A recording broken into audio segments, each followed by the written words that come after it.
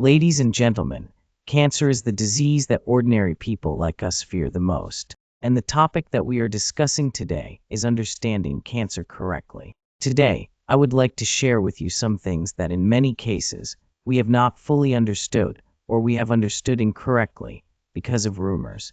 Ladies and gentlemen, cancer is an extremely large issue.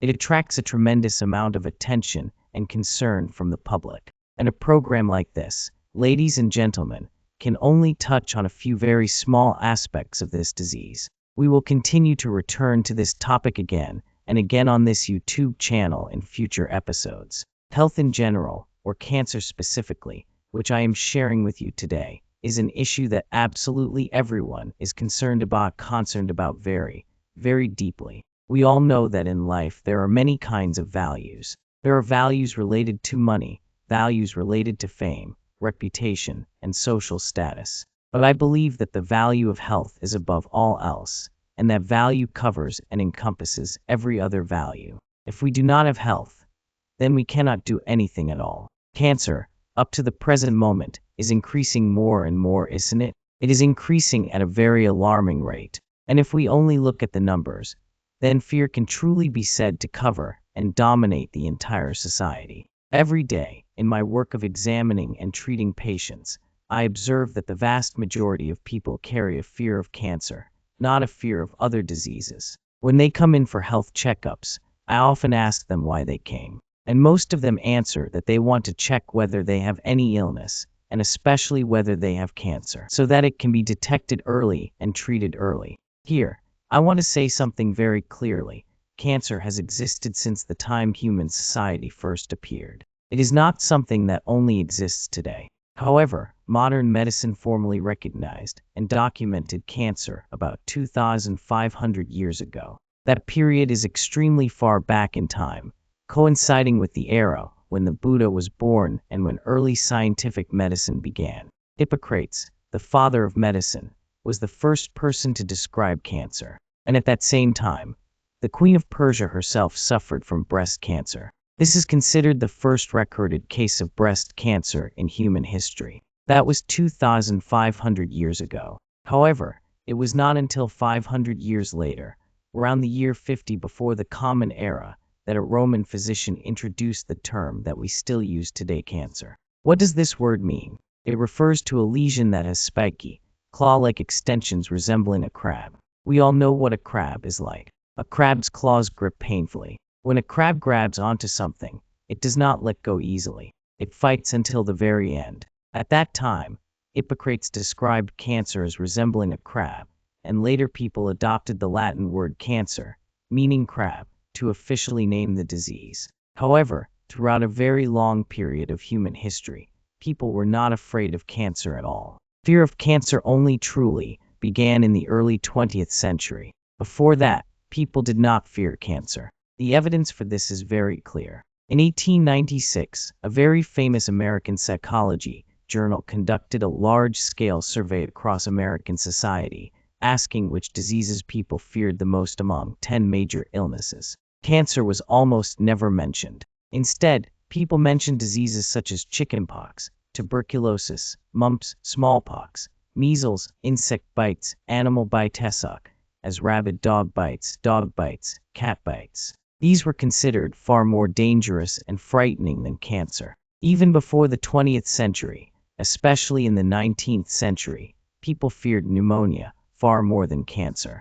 Pneumonia at that time was one of the top 8 causes of death, and later one of the top 9 causes of death among all diseases. Even today, pneumonia remains one of the top 8 causes of death. But now, if I ask you which do you fear more, cancer or pneumonia? Almost no one even thinks about pneumonia anymore. People believe pneumonia is treatable and not something to worry about. Yet before the 20th century, people feared pneumonia more than cancer. And today, pneumonia receives very little attention, while cancer generates immense fear. So what does this tell us? It tells us that fear of cancer emerged primarily in the early 20th century, when life expectancy increased, when methods to detect cancer appeared, when tumors became better understood, and when this understanding combined with media communication, some of it problematic fear of cancer increased dramatically. That is why today, I believe that discussing this topic can bring real benefits to the public.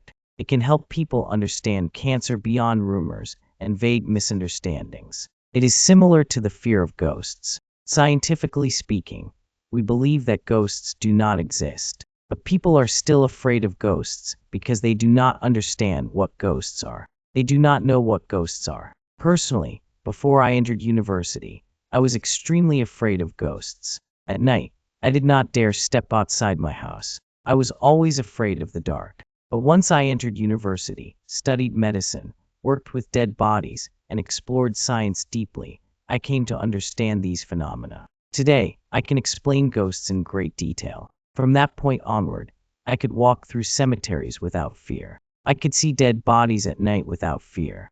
And here, I want to say that cancer fear is very similar to ghost fear. When viewers truly understand cancer, they will be able to dispel this invisible fear. So now, ladies and gentlemen, we need to understand one very fundamental question.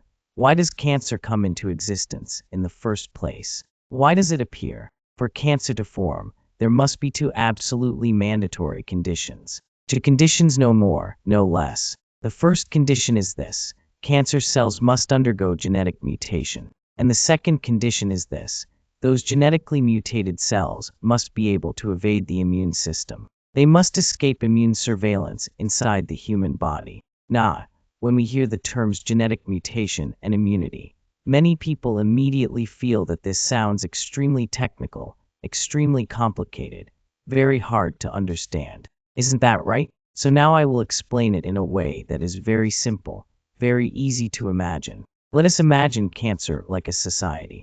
Our society. Each human being in society is like a cell, and our body is also made up of cells. So if we imagine cancer as a society, then each cell is like one individual in that society. In that society, cancer cells are like criminals. They are like offenders. Normally, we know that when people are born, they are all kind.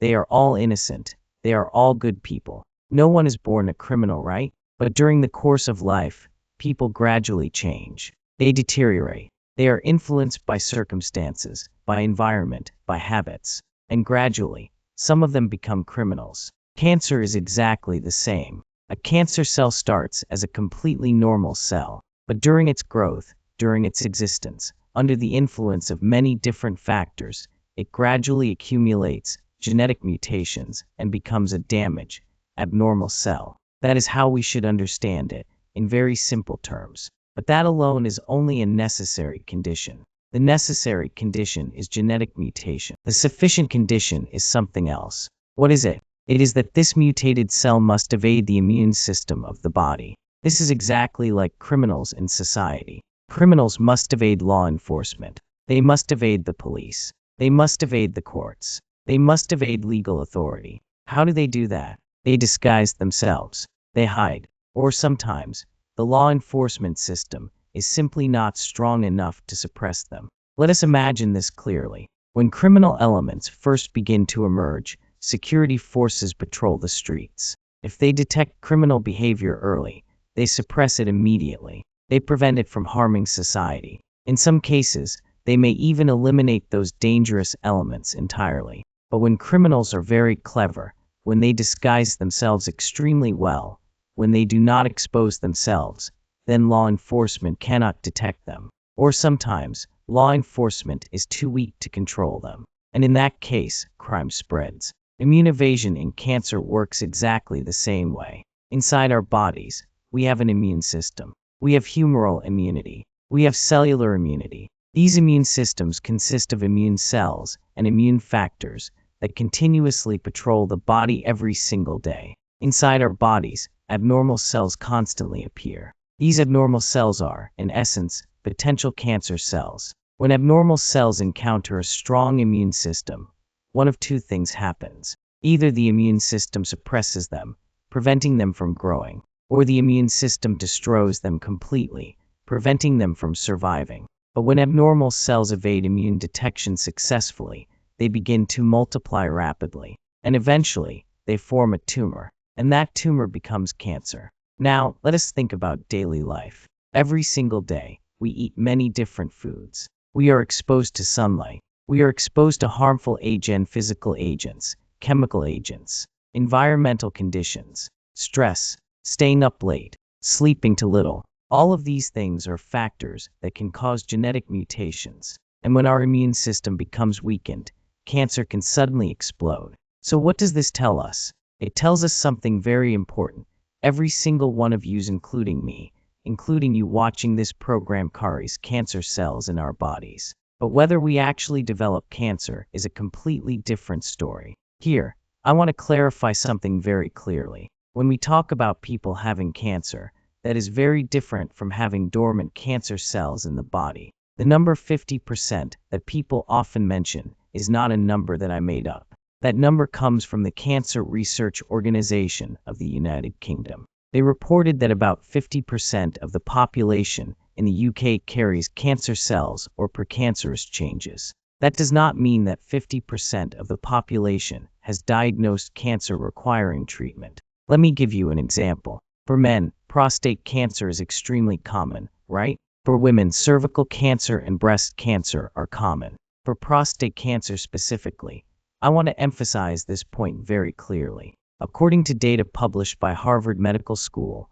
among men under the age of 50, approximately 30% already carry cancer cells in the prostate. If you take the prostate tissue of these men and perform pathological examination, you will find cancer cells in about 30% of them. Now look at men over the age of 70. In that group, 70% carry cancer cells in the prostate. That means if you take 100 men over 70 years old and biopsy their prostates, 70 of them will have cancer cells. But here is the key point. These men live their entire lives. They do not die from cancer. The cancer does not explode. It remains dormant. They do not need treatment. They live to old age and die from other diseases. So if we only look at numbers, we will become extremely anxious. Numbers can be very frightening. Let me give you another example. If I ask a group of 10 people this question, among these 10 people, how many of you have relatives, family members, or friends who have cancer? I can guarantee you that the answer will be 10 out of 10. Everyone knows someone with cancer. That number sounds terrifying, doesn't it? But now, let me reverse the question.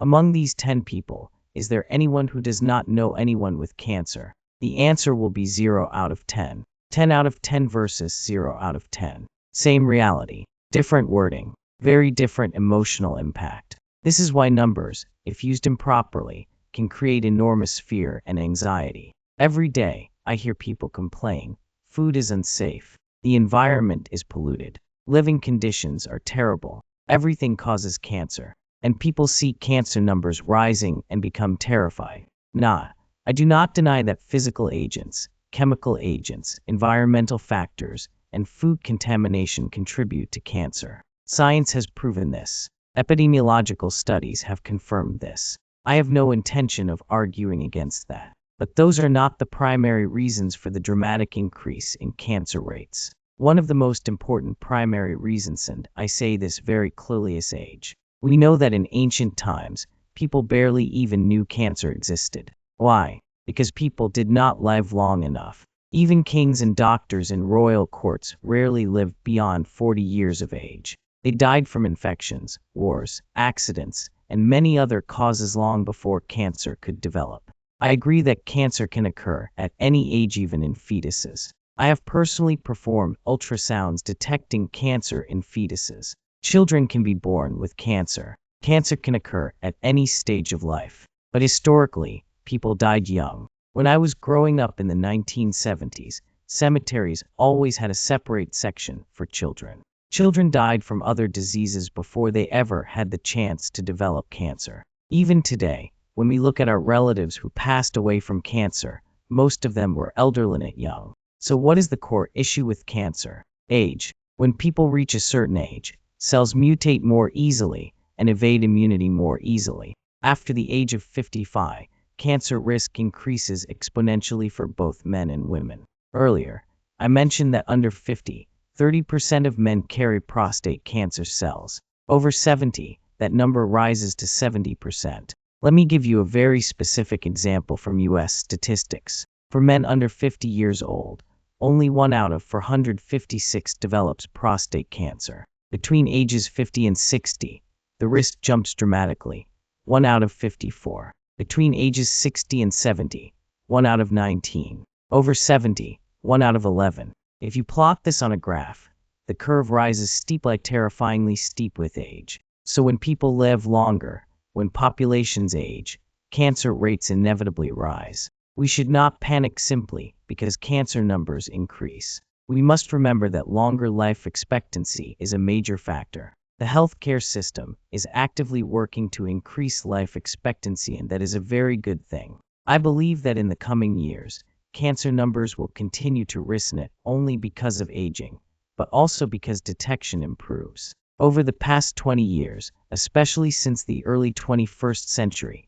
cancer diagnostic technologies have advanced dramatically. We detect cancers that were previously invisible. In the past, people got sick and died without knowing the cause. Today, people immediately go to hospitals even from remote areas because they are afraid. And because of this fear, we detect more cancer cases. That is why I hope that through programs like this, people will understand cancer better. In future episodes, we will discuss deeply how to prevent cancer, how to live with cancer, how to overcome cancer, and how to defeat it. Now, ladies and gentlemen, I want to continue with another issue that I believe is extremely important, and that is how people perceive different types of cancer and why fear is distributed in such an unbalanced way. Cancer is not a single disease. It is not just one illness. It is a collection of many different diseases. If we classify cancer by anatomical location, for example using the ICD-10 classification system, then there are already 88 different types of cancer. And if we go into more detailed classification, then there are more than 200 types, and in reality, if we classify fully, there are even more than that. Before doing this talk show, I conducted a small, informal survey among my family members and friends. I asked them a simple question: if you were to get cancer, which type of cancer would you fear the most? People mentioned many different types: brain cancer, breast cancer, lung cancer, liver cancer, bone marrow cancer, and even some very rare cancers that many people have never heard of, such as tongue cancer, colon cancer, blood cancer. And I am sure you already know the answer. The cancer that people fear the most is blood cancer. Perhaps this is also because blood cancer is considered extremely expensive to treat. And when people hear the word cancer, many people feel as though a death sentence has been hung around their necks. Cancer, for many people, feels like an immediate death sentence. So when anyone is told that they have cancer, fear immediately takes over. In my small survey, when I asked people to imagine the 10 most common cancers and choose which one they feared the most, blood cancer was the answer almost every time. I found this survey very interesting. And I also believe that this answer, blood cancer, being the most frightening, is understandable. Why? Because from ancient times until now, people have believed that blood is the essence of life. We often hear phrases like blood and energy must circulate, and so on.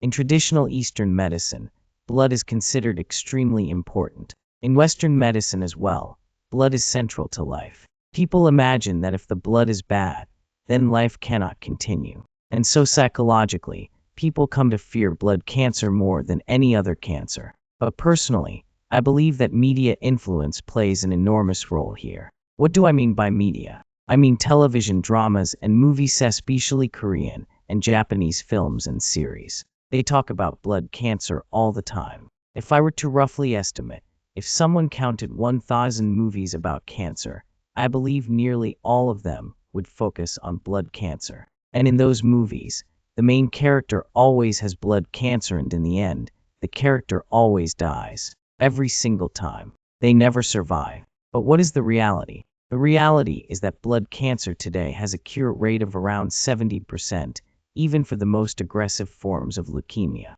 And for some types, the cure rate exceeds 90%. So I truly do not understand why movies always portray blood cancer as the ultimate death sentence. I believe that this is a serious problem of media exaggeration. Media has pushed the fear far beyond reality. The true nature of cancer is that it is a chronic disease in many cases. At the beginning of the 20th century, tuberculosis was considered one of the most terrifying incurable disease, far more frightening than cancer at that time. Today, tuberculosis is still dangerous, but it is no longer viewed with the same fear. Many other diseases are similar. Hepatitis B, cardiovascular disease, high blood pressure, high cholesterol, diabetes. If I ask you honestly, do people fear diabetes or high blood pressure as much as cancer? The answer is no. People consider those manageable diseases. But I want to say something very clearly.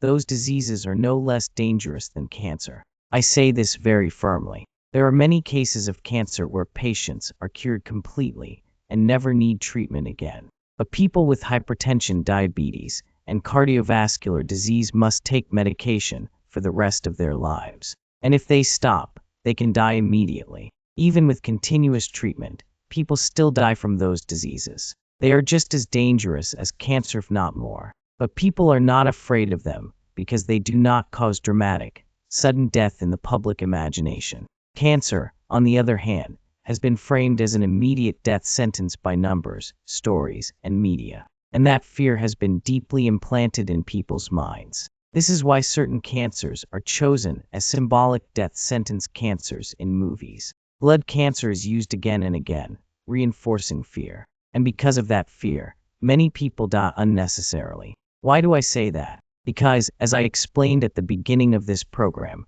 the immune system is extremely important. It is like a police force patrolling the body, detecting and destroying cancer cells. But when people are overwhelmed by fear, their immune systems become suppressed. They can no longer detect or control cancer cells. As a result, many people die from cancers that could have been completely cured.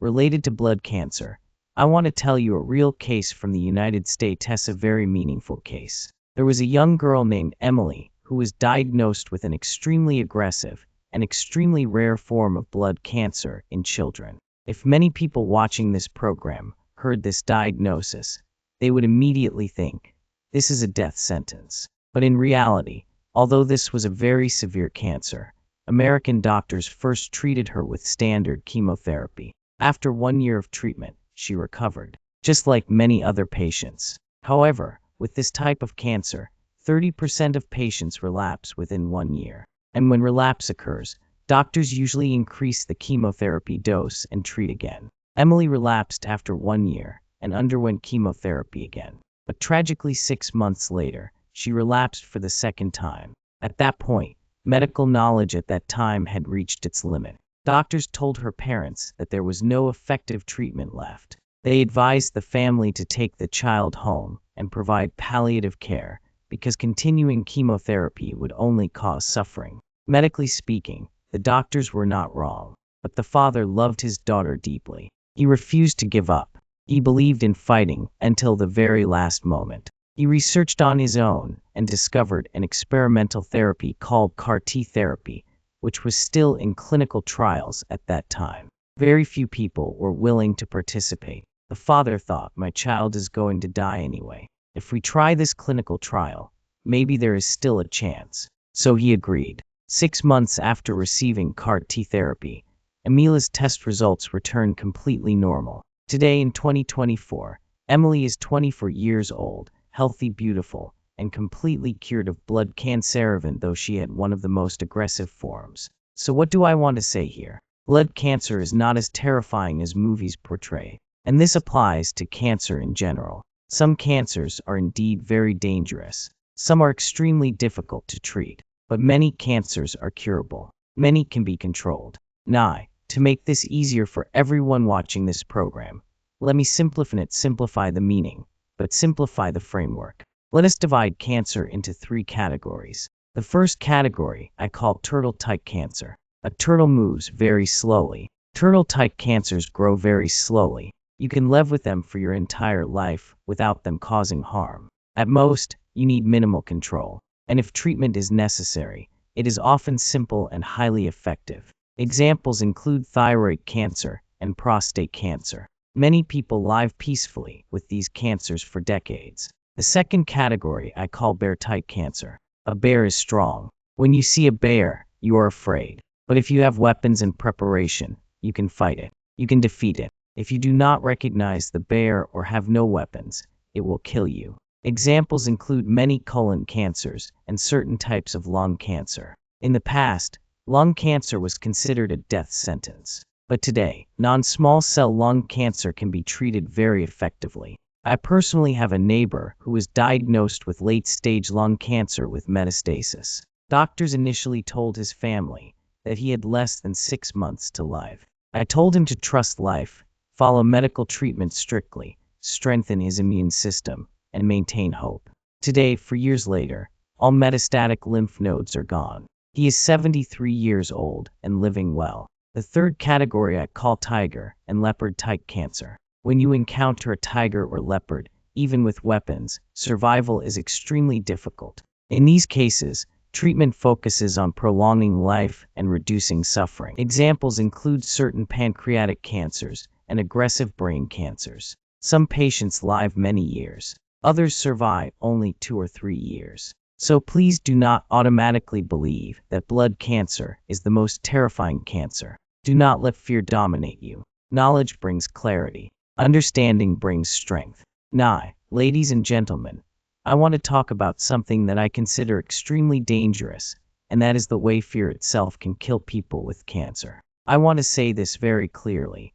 Many people do not die because of cancer itself. They die because of fear. As I mentioned at the beginning of this program, the immune system of the body is extremely important. It functions like a police force that patrols the body every single day, detecting abnormal cells and destroying cancer cells before they can grow. But when a person is overwhelmed by fear, deep fear, constant fear, what happens? The immune system becomes suppressed. It becomes weak. It can no longer do its job properly. And when the immune system fails, cancer cells are no longer controlled. They multiply rapidly, and the disease progresses very quickly. I have personally witnessed many cases like this. There are people who are completely healthy, living normal lives. They went for a routine health checkup. Cancer was discovered at an early stage, but only 3 months later, they were dead. 3 months. Why did that happen? Because when they were diagnosed, they were terrified. They were consumed by fear.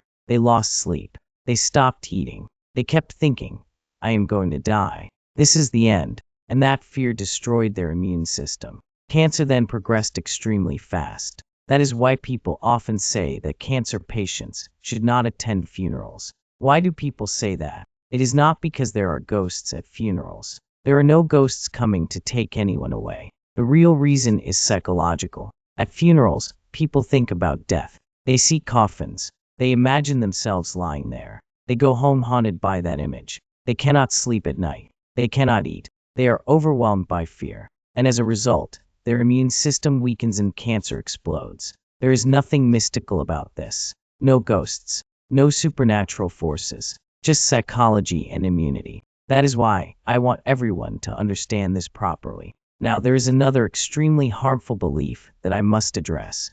The belief that cancer cannot be cured. That being diagnosed with cancer is the same as receiving a death sentence. This belief is completely wrong. I say this with absolute certainty. Most cancers detected at an early stage can be completely cured. Completely cured. Only when cancer is discovered at a very late stage do we struggle to cure it. Even then, we can often control it and significantly prolong life. So what is our mission? Our mission is to detect cancer early so that we can cure it completely. Before the 20th century, medicine truly had no effective way to treat cancer. Surgery was limited. Imaging did not exist. Doctors relied on looking, touching, tapping, listening. There was no ultrasound, no CT scan, no MRI, no X-ray. By the time a tumor was detected, it was already very large. I still remember when I was a medical student, we were taught that liver cancer patients would not survive beyond 8 months.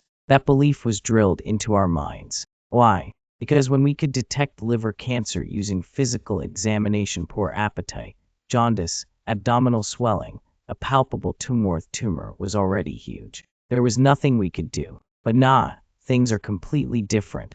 Medicine over the past 100 years has undergone 3 major revolutions in cancer treatment. The first revolution was the discovery of cancer cells themselves. This led to the development of three powerful treatment methods: surgery, radiation therapy, and chemotherapy. These methods saved countless lives. The second revolution was the discovery that cancer is linked to genetic mutations. This led to genetic testing and targeted therapies, treatments designed specifically for cancer cells. The third revolution, and this is the most important, is the discovery that cancer is deeply linked to the immune system. Immunotherapy is the key. I have personally counseled many cancer patients who were told they had terminal disease, and they survived. I remember giving talks to hundreds of breast cancer patients. After those talks, many women felt hopeful again. They regained confidence and strength to fight the disease. Over the past 15 years, especially since the year 2000, diagnosis and treatment of cancer have advanced dramatically. Targeted drugs and immunotherapy drugs have changed everything. Today, there are around 10 highly effective targeted and immune-based cancer drugs that save lives. I remember a colleague at my hospital, a doctor herself. She was extremely busy, serving as a department head. When she retired, she asked me to give her a full checkup. We discovered she had lung cancer, a 5-centimeter tumor. She collapsed emotionally. She cried uncontrollably. I reassured her. She underwent targeted therapy, and eventually, the tumor disappeared completely. Later, she came back and asked me, "Doctor, there is no tumor anymore. What should I do now?" That moment was pure joy. She had won. So please, do not assume that cancer is a death sentence. I am deeply saddened that because of this belief, cancer hospitals are overcrowded. Patients lie under beds, sit on floors, carry IV bottles while walking. This is a tragedy of perception. We must change our mindset if we want a healthy society. In future episodes, I will talk in detail about how to prevent cancer so that we do not have to face it in the first place. Many cancer patients lose faith in science and cling to rumors. And this leads me to another dangerous myth: the belief that acidic bodies cause cancer. People hear this rumor and immediately search online. They learn about pH acidic below 7, alkaline above 7, and after hearing the rumor repeatedly, they begin to believe it. This belief is extremely dangerous. Cancer has become a goldmine for scammers who exploit fear. They sell alkaline water, supplements, miracle cures. They use pH test strips. They test saliva. They confuse saliva with blood. Blood pH is tightly regulated between 7.35 and 7.45. If it changes, you die.